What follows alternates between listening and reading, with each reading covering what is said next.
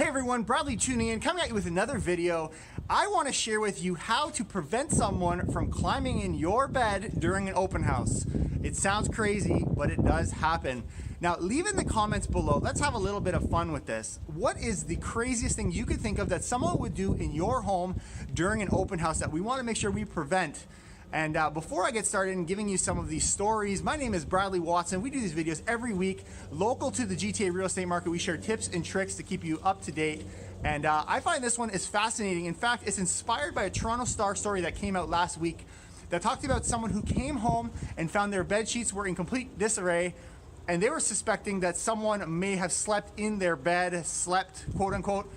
But also in 2006, GC actually did a story of this trend that's happening called house humping. It's actually a thing. And essentially people who are a little risky go into homes, find rooms where they're a little bit more discreet and do it, and then they run away. And it actually does happen. It's not very common. But I also want to talk about other things, other crimes that can happen in the home. For example, drugs. When we talk about drugs, we're talking about prescription medication. It's a very commonly stolen item in a property during an open house. And beyond that as well, people are very commonly they will scope out a property with the intent of doing a break and enter. And beyond this as well, in my opinion, the most common thing that I see is children, if they're not being supervised by their parent, who are just bedazzled by a beautiful home, they can cause quite a mess and be very destructive. So I want to share with you 5 things that we can do to secure our home here in the GTA, and I guess this would apply across the country, to make sure that we are protected. Number 1, and my favorite, in my opinion, is driver's licenses or IDs. You're allowed to request identification. Ask your realtor to do that so you at least know who came through the property, worst case scenario. Number 2 is monitor the traffic. Part of the realtor's job is to make sure you don't have an inflow of people where you don't know where anybody is.